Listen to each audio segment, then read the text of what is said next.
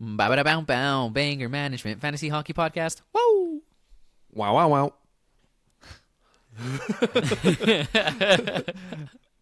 Like I had my woo in my locked and vocal loaded. system. I was ready. And then you threw me for a curveball. And it's nice because now the viewers can see my reaction every time I'm like ready to go. Cheeky live reaction. Whoa. Woo. Welcome one and all to Banger Management, the Fantasy Hockey Podcast with Jake, Yosh, and Kevin. Oh, is that his new nickname? Yosh? Yes. He's been begging for a nickname, so. So you see what he did with this one is. This is why that was funny. No. Anyways. Cool. Yeah, so Yeah, cool. today, week 5 mailbag and hot topics, or as the cool kids are calling it, hot topics and mailbag. The old switcheroo. The cool kids have been saying that. Yeah. Yeah. I've heard Also, people say 6'7". All right, anyways. it. What does it mean? Nobody knows Leave what a it means. comment below. It's like getting way too out of hand. I saw a video of people at Five Guys just losing their mind over like the cashier person just saying, or whatever, server. They're like saying $67. Yeah, no, it's just saying order numbers, and even him, like he started yelling and bouncing around. It was wild. great. I don't get It's it. an We're too ode old. to Max Pacioretty. Yeah. We're too old for exactly. this. That's Yeah. what it is.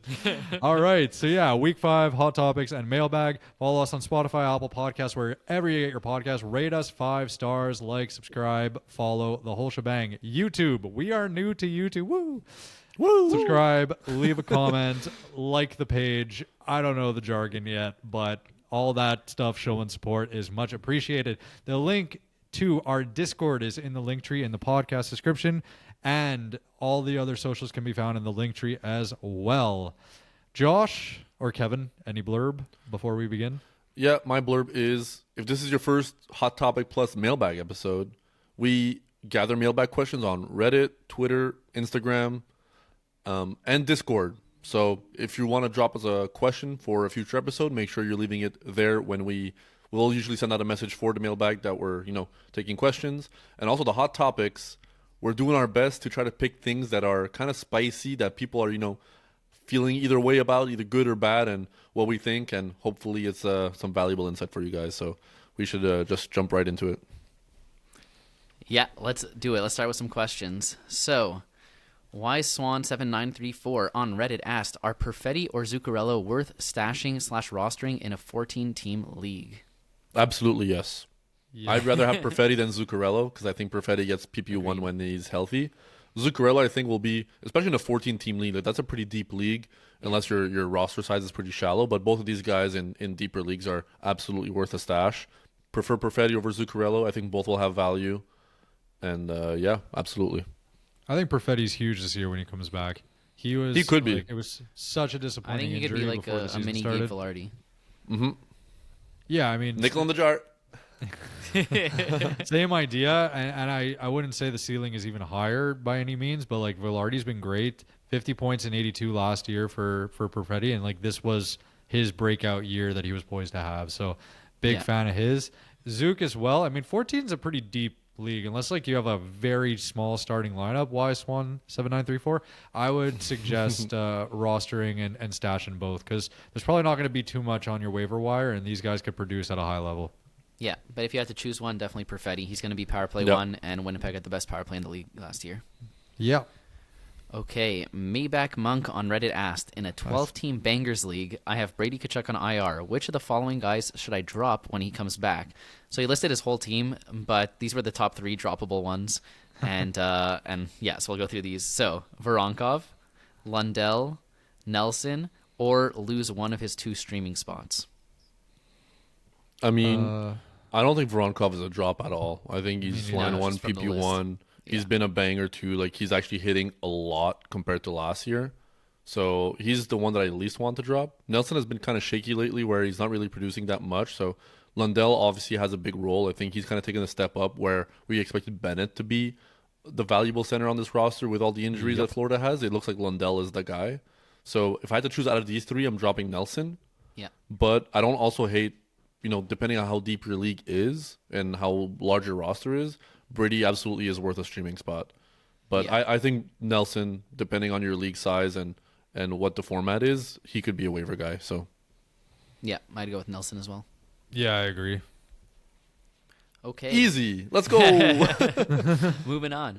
Andy Warhol on Reddit asked, in a 12-team league where I really need hits and can't afford to take a bad plus-minus player. Step 1, don't play with plus-minus. Anyways, is Please. Emil Heineman a legit long-term hold or a flash in the pan?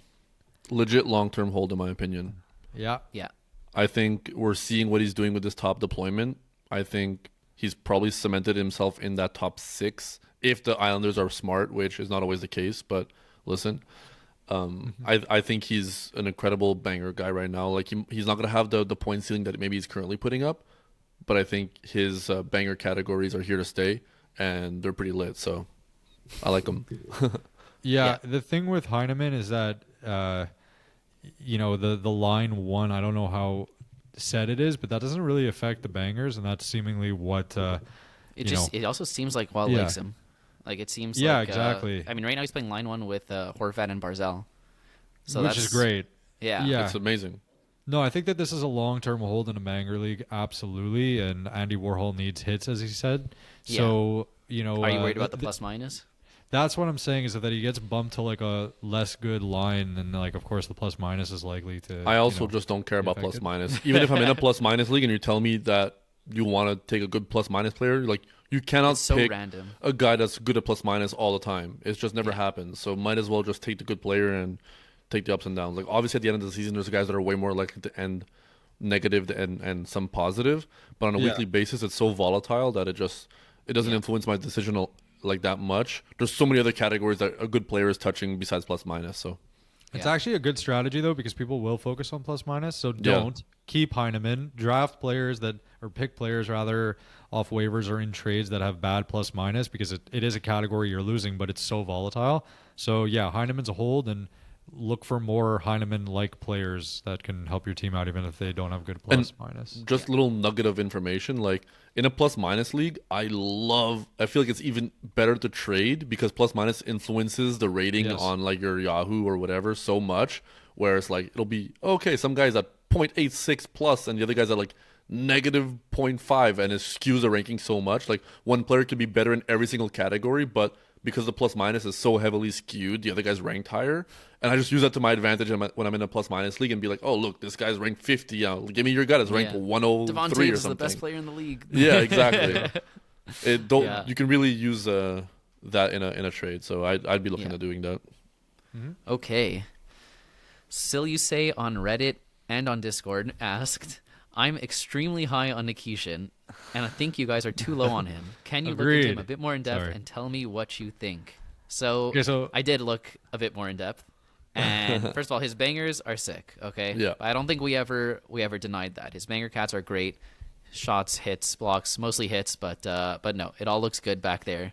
Then the points right now. Yeah, it does. Yeah, it looks good back there. Exactly.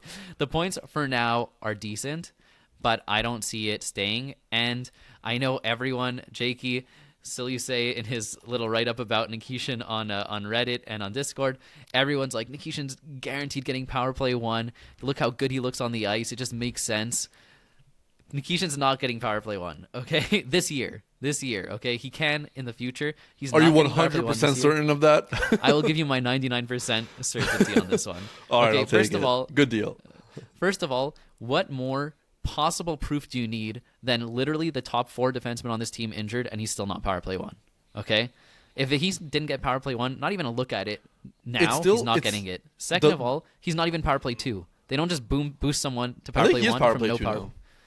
Maybe now. I didn't check Oh. just now, but he wasn't when I last checked. Okay? So He's on he power was- play 2. Okay. He's on power play Okay, power play Dude, 2. completely. But And for he's the on most part- PK 1. Yeah. No, I mean he's a good defenseman. Look, I like the eye test passes. He's going to be very good for years to come, especially in bangers leagues. All that being said, I just don't see him getting power play 1, especially because on Andre Miller's coming back within the week. Gostisbehere, who knows if he's ever coming back, but if he does, he's going to be power play 1. Like, there's just so many guys coming back that are going to be ahead of him, and even with them gone, he's not on it. So I don't see it. and I just don't think that the points upside is there. But, why not? What makes him worse than a guy who you take just for bangers? Look at a Trouba who's killing it right now. He's banging like crazy, getting random points. I see Nikishin's going to get more points than Trouba. His bangs aren't going to be as elite, but no, I like him a lot as a whole in bangers leagues. I just don't see what everyone else sees in terms of the offensive upside this year. I think we really want the offensive upside to be there. And I think we're seeing the opportunity. It's also Rod, which, listen, if you're not super familiar with fantasy hockey, Rod Brendamore is a fantasy terrorist. I don't know if we can say that, but he's look what happened to Svechnikov, line 4 PP2 for it feels like multiple weeks at a time. It's just this team is not fantasy friendly, except a few exceptions. But what I will say for Nikishin, this is how I feel about him personally. So if you value my opinion, then I'm about to give it to you. He's why was that funny? That's a bit like way to phrase it. Passive aggressive. If you value my opinion, here it is. No. Like if you put any stock into what I'm saying, like I'm about to share how I feel. I assume if people are listening, they put some stock into what you're saying. I think we've seen his minutes significantly increase recently, and that has positively increased all his banger cats. That doesn't happen for all the defensemen. That means he's really seizing the opportunity when it's given to him. He was playing 24 minutes a night. He's shooting and hitting like a monster, and even the blocks are pretty decent. If you look at these numbers, if it was Seider or Uyghur, you would be thrilled with these numbers. The points are going to be more scarce. Like he's going to get 0.4, 0.5 points. But honestly, with these bangers, you should be really happy with that. Like you're getting basically a Mackenzie Uyghur minus the 0.15 power play points that he gets. You know what I mean? Like it's not that much of a difference. What about when Jacob Slavin comes back? That's my point. Like right now the minutes are so high, but they're missing so many defensemen. When Jacob Slavin comes back, he's their first pairing defenseman. He's their best defenseman. He's going to have that slot. Keandre Miller also was missing time. Gostisbehere also missing time. I think Nikishin can end this season in that second defensive role, a second defensive pairing. Or maybe he plays alongside Slavin on the first defensive pairing. Like these are potential options. All that to say, I think he's cemented himself as a banger presence in your fantasy leagues, but the points upside is just not there unless he gets that PP1. We can't tell the future. We don't know what's going to happen. I think that he's a rookie, and that the more he plays, the more he gets acclimated to the team, and the more likely he has the chance of getting PP1. Like if all these injuries happen 4 months down the line, is Nikishin getting a chance of PP1? I think it's way more likely than right now. That's kind of like where I stand. Is that to say that even healthy, does he have a chance of getting it later in the season over Gostisbehere? I think it's unlikely, but if Gostisbehere is hurt long term, maybe Gostisbehere is missing the season because his tummy hurts so much, then I would not be surprised Nikishin gets a shot. So that's kind of how I feel about the situation, but I'm really happy with where he's at. You got him really late in your fantasy drafts. He's giving so much value, but let's not get ahead of ourselves with the points. Yeah, so here's the thing with how I see it.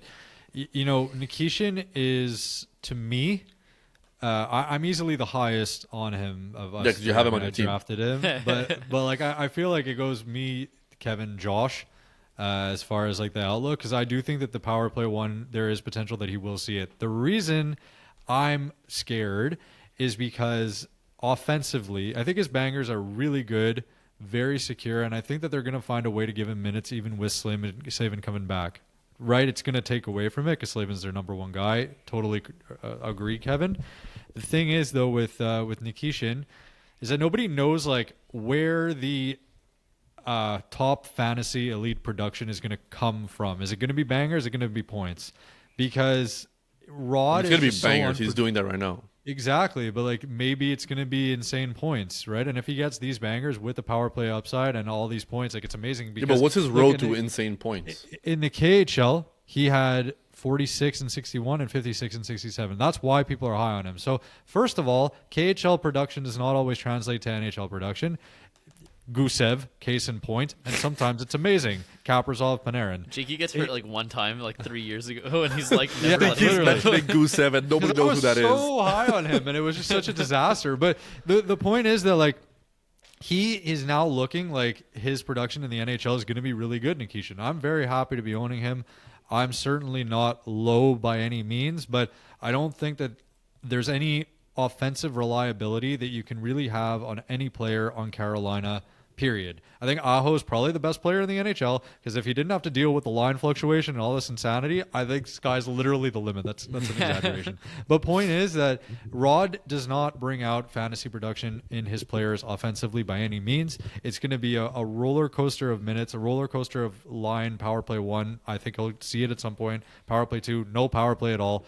So while I think the banger floor is there and it's great, the offense is going to be so sporadic and all over the place. Roster him, absolutely, but don't expect elite offensive production because even Gostisbehere coming back, he should be the power play 1 guy. Who knows? Like, it's so unpredictable. So to me, be cautious, but roster him for sure. And I wouldn't say we're low on him, right? Like, it's just we're not buying into the hype, not because he can't produce, not because he's not a great player, and not because the KHL isn't going to translate to the NHL. Rod. It's that simple. It's Rod. It's the deployment. That's what it is at the end of the day. And he's a rookie. Exactly. He's got room to grow. I thought you were going to disagree with us with how you started that, to be honest. But then you just ended up saying the similar thoughts. Okay, let's move on. I feel like we've spoken about him so much. One little tidbit. Nikishin or Jackson Lacombe rest of the season? Nikishin. No, I'm going Lacombe. You're getting elite bangers from Nikishin. I mean, I guess it's what you want, right? If you want the points and power play points, you go Lacombe. If you want the bangers cats, then you go Nikishin. Yeah, I mean, I like Lacombe too, by the way. Yeah. He used to be a forward, for those who didn't know. Yeah, that's a really good point. Jackson Lacombe? The former forward, yeah. Former, wow.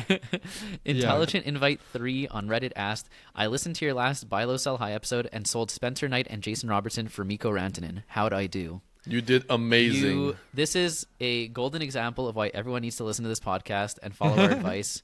And also just be a great trader because also, we'll give you your credit. You pulled it off. So great job. We are very proud of you and enjoy winning your league this year. Yeah, if you pulled off a crazy trade, like drop us a comment under this YouTube video. Tell us what you traded or hop into Discord. Let us know what you were able to pull off because Spencer Knight and Jason Robertson for Mikko Rantanen is like an exceptional trade. Yeah, exceptional. I love that. Very great. It's exactly how you're supposed to go about the Buy Low Sell High episode. So really proud of you, Intelligent Invite 3. And then all the credit is yours. Yeah. And I'm not sure if you saw this because I still don't really know how this thing works. Is this thing on? But I saw your little party, I think. Clap and party emoji. So whoa, that's my reaction. Wow. If you want to see that, you got to watch the YouTube video. So exactly. And also, you may not see it because it may not show up on the video, but just know that it was there, and we heavily approve of that trade. Okay, Greasy Dr. G on Reddit asked, can I drop Ovi? I need a streaming spot plus a spot for Hyman coming off injury. If you're in the shallowest of leagues. Yeah, as usual, it depends on your league. It depends what your team looks like. I highly doubt Ovi's the worst player on your team. He's probably just the worst performing player on your team. There's a difference. And as low as I am on Ovi, I don't think I'd feel comfortable dropping him. But it really depends how shallow the league is. I was extremely concerned you were going to say, yeah, go ahead. Because you guys are super low on him, so thank God you did not. But, look, it's disappointing. Hyman's going to be a better player for Ovi. I don't know how shallow this league is, though. I mean, that's it. Look, Greasy Dr. G, join the Discord and send us, your roster, and we'll tell you who we think is more droppable than Ovi, or if Ovi's the most droppable. Would you rather have Ovi or Hyman if you needed the one spot? Hyman. You have to choose. Hyman. Yeah, easy. Okay. Right. Shepherd Commander on Discord asked, when in the season should we start taking playoff schedule into account? For example, I love having Schmaltz on my roster, but I know Utah has a 2-game week in the finals. I mean, first of all, shout out Shepherd Commander. He's super active in Discord. Yeah. Love you. Next thing, on to serious business. I think playoff schedule, I always have that in the back of my mind. Draft. Yeah, from the draft, I'm avoiding certain players depending on their playoff schedule. But I will say that also depends on how trade happy your league is. Our league, there might be like one trade a year, so not because of us. Last year there was 5 trades, and I think we were involved out of 4 out of 5 of them, or I think all of them actually. I was gonna say like maybe there'll be like 4 or 5 trades, but the amount of trades without any of us involved is probably 0 every year.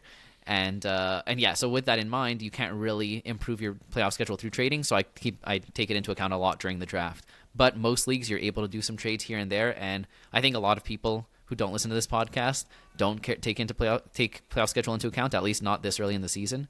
So yeah, I'm always looking into it, and whenever I'm making a trade, I'm always thinking, am I netting positive on playoff games? At the same time, you don't have to get rid of a guy just because he doesn't have the best playoff schedule. Like if Schmaltz was a sell high, so that's kind of its own type of thing. But if you have a guy who's playing out of his mind and it's just going to be sustainable, you don't have to try and don't sell him for less than he's worth just because of the bad playoff schedule. But it gives extra incentive for this person to be a sell high when they're also performing at this level. Like Nick Schmaltz is not a guy you drafted high, right? You either picked him up on waivers or he was a late round dart throw in your fantasy league. And right now he's producing as like a top 10 fantasy asset in almost every league format. First of all, makes him a sell high. Second of all, extra incentive because of that 2-game week in the finals. And I think you can really cash in on Schmaltz and get an exceptional player. Does that mean he's going to be bad? No. Does that mean he can't provide for you in a 2-game week in the finals? No. But would I rather have Schmaltz with 2 games in the finals or Panarin with 4 games in the finals? Unless he gets traded. I'd rather Panarin. You know what I mean? And I feel like that's kind of you can package a 2-for-1 with Schmaltz to upgrade in playoff schedule and player. And that's what I'd be trying to do. So all that right now is the perfect time. Keep in mind the playoff schedule as early as the season starts, but don't lose value because of playoff schedule this early. I think it's never too early. Yeah. No, I agree. Also, though, not a lot of people look at that. I wouldn't be surprised if you're the only one of your league mates who looks at that, and it's good that you are.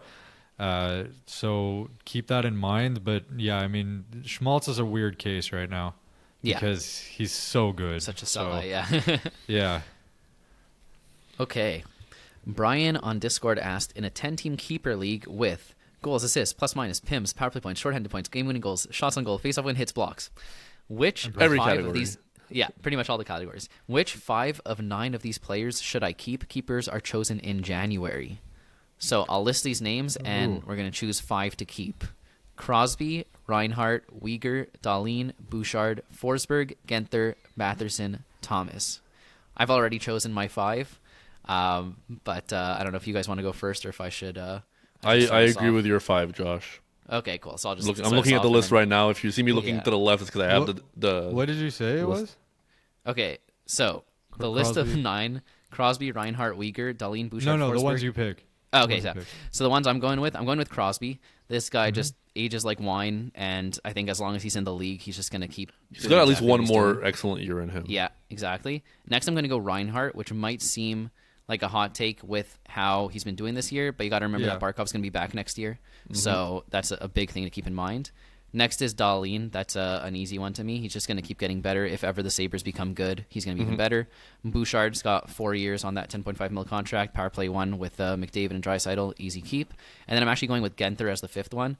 I think this is a guy who's already breaking out and is just going to keep breaking out. I think Utah's going to be a contender for the next couple of years, and he's a great one. And I think we can mention the 4 that I didn't decide to keep, and you guys can see your thoughts. I think Weegar's an easy no keep. I know it's crazy with how going into the season, but I think at this point there's no chance he's getting power play 1 next year. So I think he's still gonna be solid, but compared to these other guys, it's not even close. He's on the down the opposite trend. boat. The boat goes down. Yeah, boat goes down exactly. Then Forsberg is probably the closest to making this list. I just honestly think I take Batherson over Forsberg. Okay, that's interesting. I'm assuming this is a keep forever. Okay, I was thinking more just for next year but yeah. Some leagues are keep forever where you have this guy on your roster until you just don't want to keep him anymore. Yeah. I think Forsberg next year on this Nashville team probably still even when Nashville I think he's also is bad, his boat is also going down like Kevin. Boat's going down. Forsberg. I think Batherson with Ottawa, boat's going up.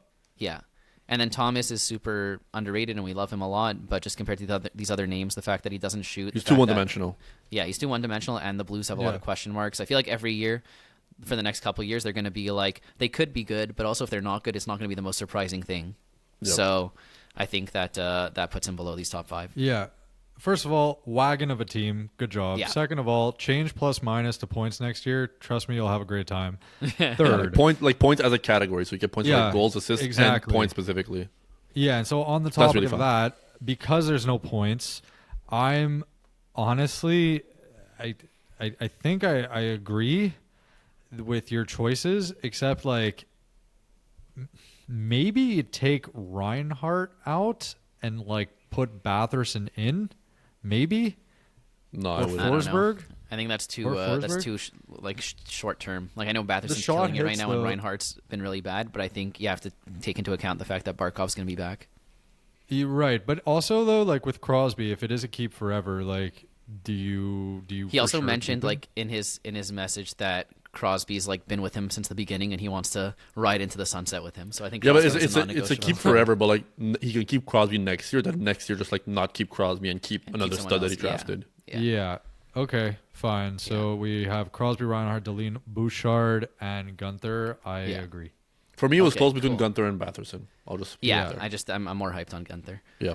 Okay, Jordari on Discord asked, "What are your favorite teams to watch this year so far, other than the Habs? Also, how are you guys doing in your main league so far?" All right, first, who are you guys enjoying watching this year? First of all, Jordari's also popping off in the Discord, so shout out, love you, Jordari. Second of all, I'm in second place in our main league, or league of record, and I have 3 dead roster spots. So after this week, I probably will not be in second anymore. I currently have 6 injuries. Everybody in the Discord knows because I've been talking about it in the Depressed channel. Created a channel just to vent about it. Yes, it's a very popular channel. I'm only in there by myself. Yeah. But yeah, I'm pretty happy. Honestly, I'm like just keep looking forward to when my team is going to be healthy. The teams I watch the most are the Rangers and Ottawa, and I think Ottawa is my favorite. Just because Ottawa, it'll be like they're going into the third period down 7-0, and then they somehow like claw back 5 goals. And I have 4 of their players on my team, so it's kind of fun to like see all the points pile up in the third period and the stacks. The Rangers are just depressing to watch, even though I'm heavily invested they're as definitely well. my So least favorite to watch Ottawa this year. is my favorite team to watch this year. Yeah, I that think. doesn't surprise me. What about you, Yeah. Jakey? Favorite team and how you're So doing? I feel like this is almost like an unfair thing because I have Draisaitl and Stuart Skinner, so obviously Edmonton, but at the same time, and they're always so fun to watch. So I'll try to remove the fantasy of it all because I mean the only guy I have on this team is unfortunately Vetrano, but the Ducks, man, like I knew they were going to be good, and they're so fun to watch. You know they have their elite at goals for and their goals against are decent as well. Like they're just such a good team, well balanced, and a bunch of fun players. Like we were talking on our previous episode that Cutter Gauthier is just a monster this year, and Seneca's had flashes too. Leo Carlson is just going to be so good. Like He's so sick. Yeah, he already he's is. amazing, and the whole team is fun. And Jackson Lacombe used to be a forward, so even Kreider, right? You know, he's a legend at tipping the puck like in front of the net on the power play, and McTavish, like you know, this whole roster is amazing to watch. So I'm gonna go with the Ducks. Nice. And how are you doing You? in our league? How am I doing? Yeah, I'm doing fine. in our league. I know. I don't care about real life, Jakey. Fantasy is life. I am tied. Actually, no, I'm not. I read that wrong. I'm just fully in third place. Nice. Yeah. So And it's going well. Kevin is remarkably in second. It's Not wild. after this week though. I'm gonna fall after I finally get beaten. Yeah. So It's been a miracle I'm in- thus far. I am one away from the Flint, Michigan Mega Bowl, which is very fun. For those who get that reference, you're welcome. I don't think you get that reference. The whole thing was that they had to finish. Never mind. Watch Semi Pro with Will Ferrell.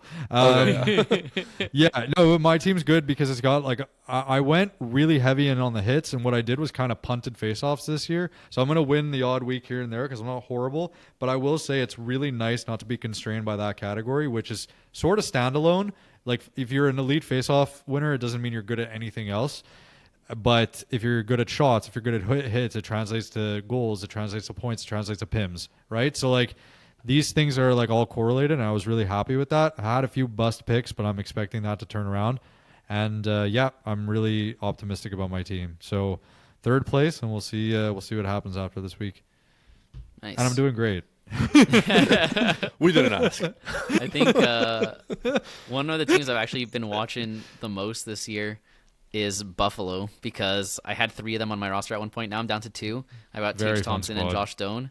But honestly, Tage is so fun to watch because he will just launch the puck from anywhere. He doesn't even care. Like it's just I might in the zone. Okay, I'm gonna shoot the puck, and then it goes in a lot of the time because he just has a really elite shot. So I'm also excited to see what Doan does. So it's fun. They're both on the first power play.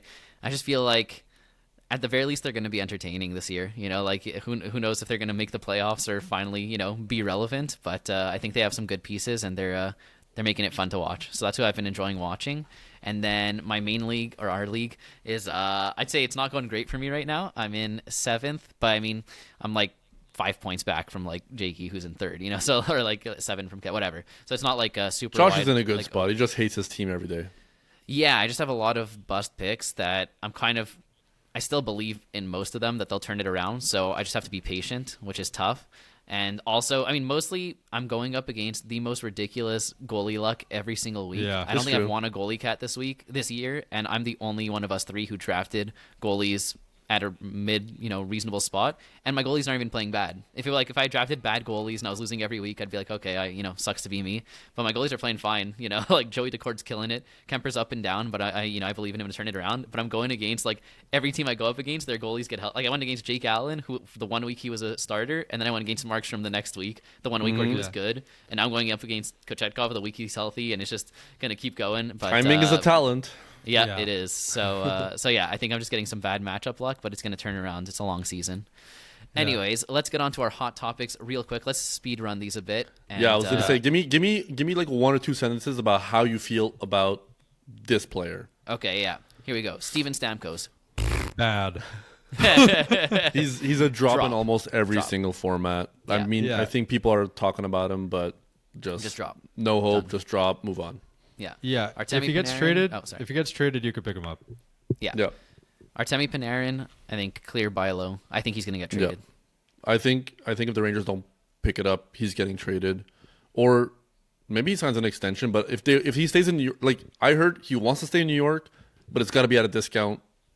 If he wants to do that, maybe it'll happen because he just doesn't want to move.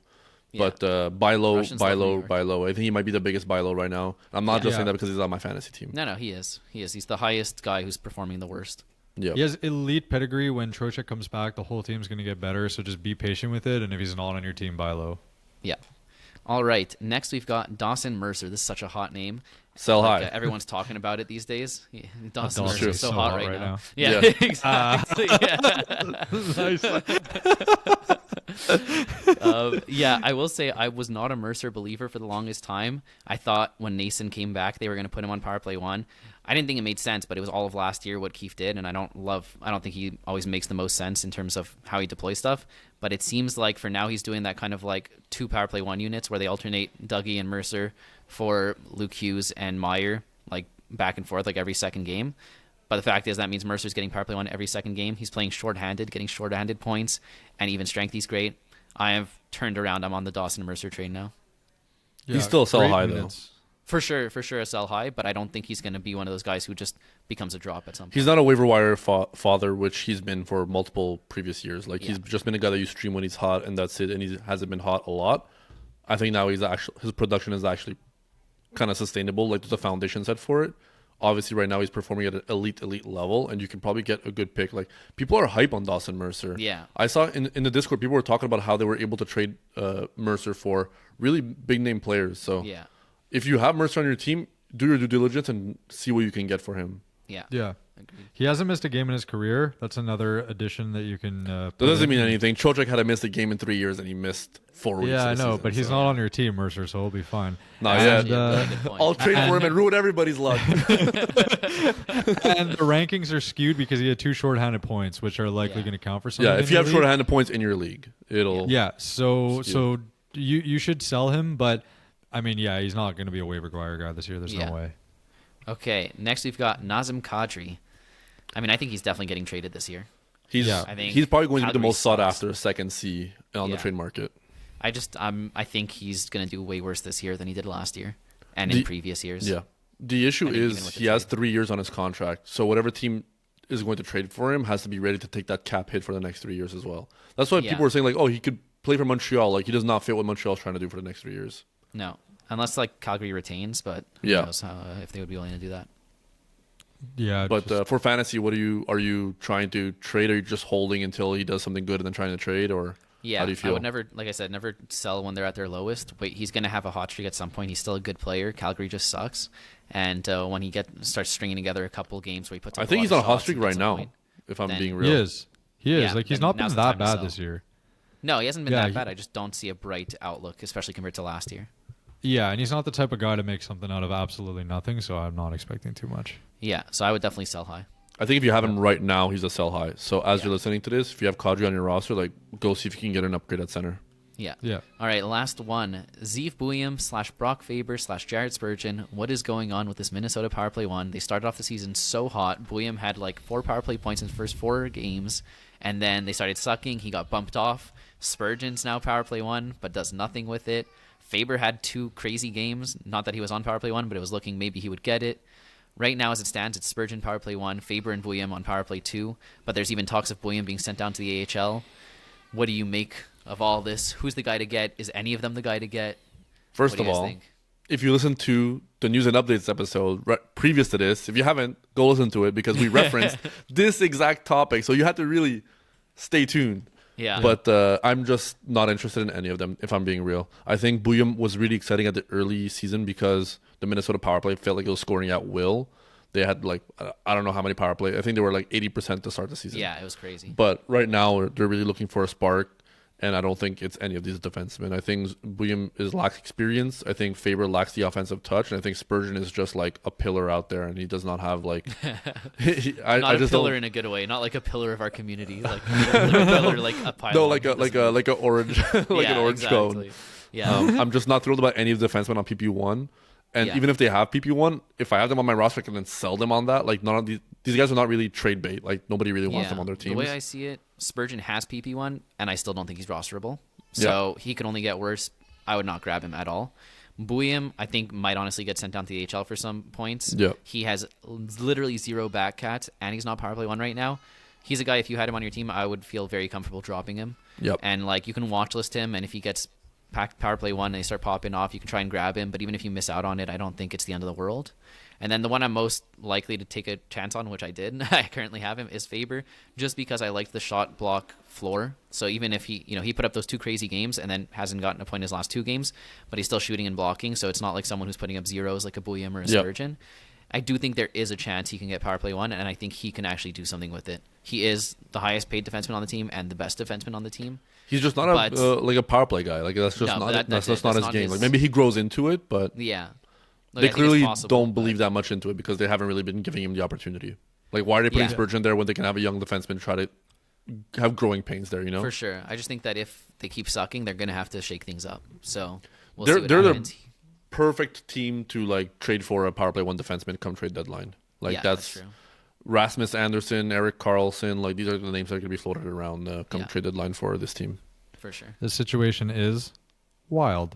And if it's up to me, I go Faber, Buium, Spurgeon, just because at Yeah. least Buium may have some potential, even though he could Yeah. end up in the AHL. Spurgeon's nothing really to roster in fantasy. And Faber I actually do like as far as, shots, blocks, combo. And I think that for the majority, until they do trade for someone, Faber actually may get it back. I wouldn't be Yeah. surprised.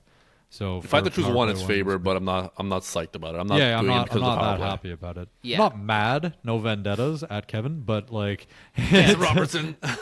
exactly. But yeah, so that's how I feel about that. Cool. Thank you to everybody for listening to our Week 5 Hot Topics and Mailbags episode. If you enjoyed the show, follow us on all of our socials, which is in the podcast description in the link tree. You'll see the the Reddit, the Twitter, Instagram, and the Discord. That is the place to be. And the Come YouTube. join the community there. Yes, of course. That was my next thing. Follow, subscribe, like, 5 stars on YouTube. We are new to I don't that. think YouTube does 5 stars, but Well, By like, the way, subscribe, leave a comment. 5 stars. you could comment 5 stars. Just comment 5 stars. If you made it this far and you're actually watching this YouTube video, comment 5 stars. If you comment 5 We'll know what it stars on means. YouTube, Yeah. the next time we do this, Josh is going to wear a T-shirt or something that has hockey oriented. Yes, I have the perfect one in mind. Yeah, and if that's not incentive, I don't know what is. All right, take it away, Ernie. Ba-ba-da-bow-bow, Banger Management Fantasy Hockey Podcast. Woo! Wow, wow, wow. Wow, wow, wow. We did it. Aha, the students become the grasshopper. Bingo.